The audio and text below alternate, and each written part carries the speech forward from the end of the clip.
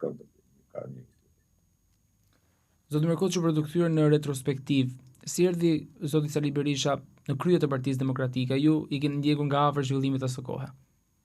Jam një nga të menduesit e Partisë Demokratike, kam filluar që me datë 8 dhjetor. Nuk është se jam vëzhgues i thjesht i asaj partie, por ajo që ndodhi që ne themi ajo pjesa më aktive e asaj kohe ishim në përballje me diktaturën, vazhdonim luftën me diktaturën, vazhdonim betejat në rrugë. Në të kohë që këta ishin persona të cilët zgjidhin poste, caktonin poste, bënin mbledhje në mënyrë të fshehta dhe erdhi ka qenë janari i 91-shit, 17 janar, mos gabosh, 91-shit, kur në atë mbledhje u bë një gjurdiu, u prish mbledhja se ishte Meksi për ta partia. U prish mbledhja dhe të nesmen u votua, themi, apo u caktua në garanci, doli Berisha në krye të Partisë Demokratike dhe në ai moment Berisha nuk e ka lëshuar në Partinë Demokratike, qoftë edhe se ka pas postin e presidentit apo postin e kryeministit. Ka disa zëra që e lidhin me një të shkuar komuniste zotin Sali Berisha, sa të vërteta janë? Patjetër, është fjalimi i Ramizalis në 89-ën, se nuk po më përmendim Katovicin, kemi direkt 89-ën fjalimi i Ramizalis, ku thotë ne kemi kuadër për të bërë 50 komitete qendrore. Dhe patjetër që nuk mund ndryshoj. Ata që janë rritur në atë mentalitetin e komunizmit nuk mund ndryshojnë, është shumë e vështirë për të ndryshuar, mos thënë e pamundur. Dhe Berisha tregoi që nuk vazhdon me atë mentalitet, vazhdon me atë synim, është mësuar, me atë nuk ka se çfarë të bëjë, është i brymosur me atë lloj ideologjie, sa do të mundohet, sa do të bëhet. Supozojmë një nga faktorët për shembull që Berisha i ka borxh të popullit është futja e Sorosit në Shqipëri, apo dhënia e hapësirës Sorosit totale, domethënë duke bërë mik, duke ndjekur politikën e Sorosit. Dhe Shqipëria ka arritur në këtë drejtë që jemi sot. Ende? Dhe sot bashkëpunon me Sorosin, duke qenë se ai thotë që janë personi që e kam atakuar më së tepër mi dje botërisht kjo gjë.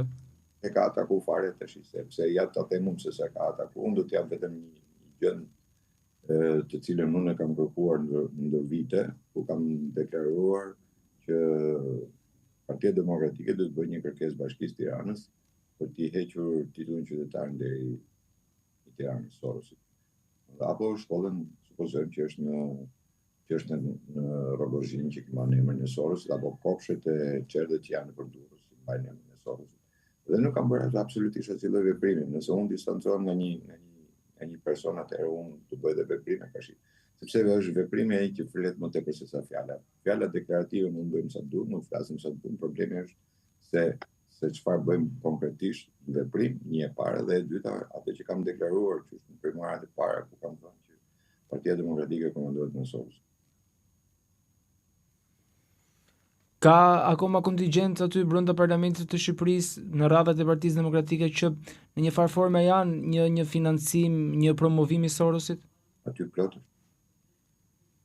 Aty është plot. Në politikën shqiptare Sorosi i ka fut thetrat tepër thellë. Nuk mundet të thuash që në politikën shqiptare Sorosi nuk ka komanduar. Sorosi komandon politikën shqiptare. Dhe prandaj kemi ardhur në këtë gjendje që është Shqipëria. Pikërisht sepse nëse do të shohim të gjitha veprimet që bëhen në politikën shqiptare apo në atë që ata e quajnë shoqëri civile, janë gjithë orientimet e Sorosit, gjithë programet e Sorosit, gjithë ideologjia e Sorosit. Do ta shohësh qysh në bërjen e kushtetutës e 98-s, unë kam dëmshtuar në atë kohë, qoftë edhe në këtë që u quajtë reforma në drejtësi, ku ndruan 58 nene të kushtetutës, dhe ajo që është e pamohueshme dhe e pa diskutueshme që Sorosi është në çdo hallk, sepse e kanë votuar 140 deputet, praninë e Sorosit në kushtetutë. Jemi i vetmi vend i botës që ne Sorosin e kemi në kushtetutë. Kështu që nuk mund të thotë njëri që unë jam kundër Sorosit apo e luftoj Sorosin. për sa kohë ti ke ngritur kartonin që Sorosi të jetë pjesë e kushtetutës, nuk kanë vend tjetër në botë që ka ndodhur, ajo që ka ndodhur në Shqipëri. Kështu që kushdo që thotë që unë jam kundër Sorosit, jam kundër kësaj, e kanë votuar vetë. Nuk është se ja ka dhënë populli. Nuk është verdikt i popullit, është verdikt i parlamentit apo i politikës shqiptare. Zotë Mirkoçi, a ka shpëtim Partia Demokratike apo në këtë rrugë dhe në këtë fazë është në një rënje të lirë? Jo, nuk mund dëgjoj që të thuash ka shpëtim, duhet të ketë element brenda Partisë Demokratike të cilët të kundërshtojnë apo mendojnë ndryshe dhe i thonë ato mendimet luftojnë për ato mendime nëpërmjet kauza dhe alternativa. Deri më sot nuk kam parë ndonjë nga Partia Demokratike, qoftë edhe individi veçantë, që të ketë një kauzë dhe të luftoj për atë çfarë të drejtë ka brenda Partisë Demokratike, nuk po të them jashtë Partisë Demokratike. Supozojmë në statusin e Partisë Demokratike është e shkruar në mënyrë taksative që lejohen fraksionet. Me gjeni kush është fraksion brenda Partisë Demokratike. Kush e ka ngritur çështjen e fraksioneve brenda Partisë Demokratike? Unë nga jashtë e kam ngritur, por problemi nga brenda kush e ka ngritur? Absolutisht asnjë. Absolutisht asnjë. Atje del Berisha dhe thotë do bëjmë Partinë Konservatore, në vjen të gjithë thonë jemi konservatorë. Thotë Berisha do bëjmë djathtë, jemi të gjithë djathtë. Thotë Berisha jemi Partia e Qendrës, thonë gjithë jemi të qendrës. Kështu që nuk ka ndonjë është çështje ideologjike dhe çështje botkuptimi dhe kulturës politike. Fatkeqësisht Shqipëria për 35 vjet, paktën mas diktaturës, është një vend i cili nuk ka prodhuar as politikan as diplomat. Jemi vendi më i mbrapsht apo më i prapambetur në të gjithë Europën. Nëse do shihni deklaratën të cilën e shpërndau ambasada amerikane, deklaratën e rrugës, pikërisht këto gjëra diskutohen edhe në atë deklaratë. Pra jemi një vend që nuk kemi futurinë e jetës qytetarit, pra nuk kemi minimum jetik, jemi vetëm një vend në Europë, minimalja në Europë, po mos them botë, minimalja në Europë, të cilën nuk kemi minimum jetik. Si mund zhvillohet një vend ku nuk ka minimum jetik? Minimumi jetik është ingranazhi kryesor i zhvillimit ekonomik të një vendi. Dhe i zhvillimit jo vetëm ekonomik, por dhe më tej të një vendi. Është ingranazhi i cili jep dinjitet njeriu. Këta i kanë heqë dinjitetin njeriu. Jo më kot kanë protestuar në javë të tëra, por absolutisht askush nuk e mbështeti.